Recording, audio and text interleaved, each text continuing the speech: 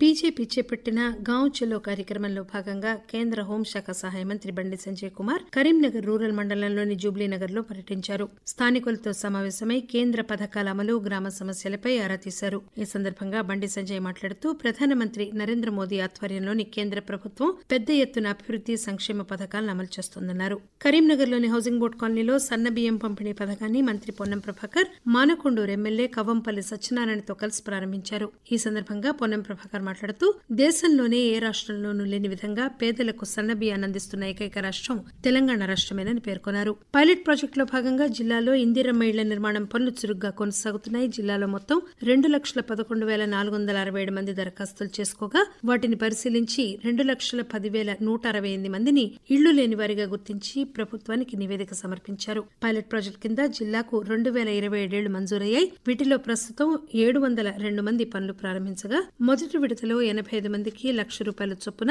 85 లక్షల రూపాయలు విడుదల చేసినట్లు జిల్లా హౌసింగ్ ప్రాజెక్టు అధికారి గంగాధర్ తెలిపారు. జిల్లా వ్యాప్తంగా పోషణ పక్షోత్సవాల్లో భాగంగా కేంద్ర ప్రభుత్వం ఆదేశాల మేరకు కరీంనగర్ జిల్లా వ్యాప్తంగా ఈ నెల 22వ తేదీ వరకు పోషణ పక్షోత్సవాలు నిర్వహించినట్లు కరీంనగర్ జిల్లా సంక్షేమ శాఖ అధికారి సబితా చెప్పారు. పోషణ్ పక్వాడా కార్యక్రమంలో జీవితంలో మొట్టమొదటి 1000 రోజులు అనే కాన్సెప్ట్ ను ఎక్కువగా పాపులరైజ్ చేయడము, పోషణ్ ట్రాకర్ అనే యాప్ దాన్ని పాపులరైజ్ చేయడం అనేది కూడా ఒక ఉద్దేశం. ఆల్ న్యూట్రిషన్ శామ్ పిల్లలు ఉంటారు, వారికి కమ్యూనిటీ మేనేజ్డ్ లోపపోషణ నివారించాలి అనే అంశము, వారిని ఎన్ఆర్సీకి తరలించడము, ఇటువంటి అంశాల ఎక్కువగా కవర్ చేయడంతో పాటుగా అవగాహన కార్యక్రమాలను మనం జిల్లా వ్యాప్తంగా పెద్ద ఎత్తున ఏర్పాటు చేస్తున్నాము. రాష్ట్ర మహిళా సహకార అభివృద్ది సంస్థ ఆధ్వర్యంలో మోవో సొసైటీ సహకారంతో కరీంనగర్ జిల్లా ఎల్ఎండి కాలనీలోని దుర్గాబాయి దేశ్ముఖ్ మహిళా శిశు వికాస కేంద్రంలో మహిళలకు ఎలక్ట్రికల్ ఆటో డ్రైవింగ్ లో శిక్షణ కార్యక్రమాన్ని మానకొండూరు శాసనసభ్యులు కవ్వంపల్లి సత్యనారాయణ జిల్లా కలెక్టర్ పామెలా సత్పతితో కలిసి ప్రారంభించారు. 20 మంది మహిళలకు ఆటో డ్రైవింగ్ లో శిక్షణ ఇచ్చి ఆటో కొనుగోలు కోసం వారికి పెట్టుబడి సాయం అందించి ఉపాధి మార్గాన్ని చూపిస్తామని చెప్పారు. పర్యావరణ పరిరక్షణకు హుజూరాబాద్ పురపాలిక ఆధ్వర్యంలో కొత్త కార్యక్రమానికి శ్రీకారం చుట్టారు. పట్టణంలో వేరు చేసిన మిశ్రమ ఎండు చెత్తను కొనుగోలు చేసే ప్రక్రియను ప్రారంభించారు. దీనిలో భాగంగా హుజూరాబాద్ పురపాలిక పరిధిలో 30 వార్డులుండగా ప్రతిరోజు 18.65 మెట్రిక్ టన్నుల చెత్తను సేకరిస్తున్నారు. ఇందులో తడి, పొడి చెత్త కొనుగోలు చేయడం మొదలుపెట్టారు. తొలి వారం మంచి స్పందన లభించిందని కమిషనర్ సమ్మయ్య తెలియజేశారు. కేంద్ర వ్యవసాయ శాఖ, జౌళి శాఖ సహకారంతో కృషి విజ్ఞాన కేంద్రం జమ్మికుంటలో అధిక సాంద్రత పద్దతిలో పత్తి సాగుపై ఏర్పాటు చేసిన కిసాన్ మేళా కార్యక్రమాన్ని కేంద్ర హోంశాఖ సహాయ మంత్రి బండి సంజయ్ ప్రారంభించారు. తెలంగాణలో 43,76,043 ఎకరాల్లో పత్తి సాగు చేస్తుండగా కరీంనగర్ జిల్లాలో 44,675 ఎకరాల్లో సాగవుతోందని అధికారులు చెప్పారు. జమ్మికుంట కృషి విజ్ఞాన కేంద్రం రైతులకు అందిస్తున్న సేవలను బండి సంజయ్ ప్రశంసించారు.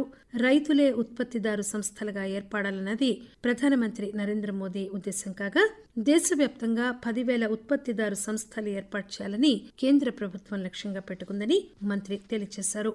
కేంద్ర రాష్ట్ర ప్రభుత్వాలు సంయుక్తంగా నిర్వహిస్తున్న దీన్ దయాళ్ ఉపాధ్యాయ్ గ్రామీణ కౌశల్ యోజన ద్వారా 3 నెలల ఉచిత శిక్షణ, ఉపాధి కల్పన శిక్షణ కార్యక్రమాన్ని తెలంగాణ గ్రామీణాభివృద్ది శాఖ ప్రత్యేక commissioner, employment guarantee marketing machine CEO Shafiullah ప్రారంభించారు.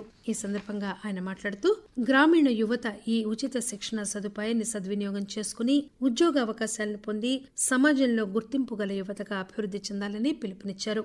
కరీంనగర్ కార్పొరేషన్ 8వ డివిజన్ పరిధిలోని అలుగునూరు గ్రామంలో 105 లక్షల రూపాయలతో చేపట్టిన సీసీ రోడ్, డ్రైనేజ్ నిర్మాణాలకు సూడా చైర్మన్ కోమటిరెడ్డి నరేందర్ రెడ్డితో కలిసి శాసనసభ్యులు సత్యనారాయణ ప్రారంభించారు. ఈ సందర్భంగా శాసనసభ్యులు మాట్లాడుతూ అలుగునూరు గ్రామాన్ని అభివృద్దిలో అగ్రగామిగా నిలుపుతానని హామీ ఇచ్చారు.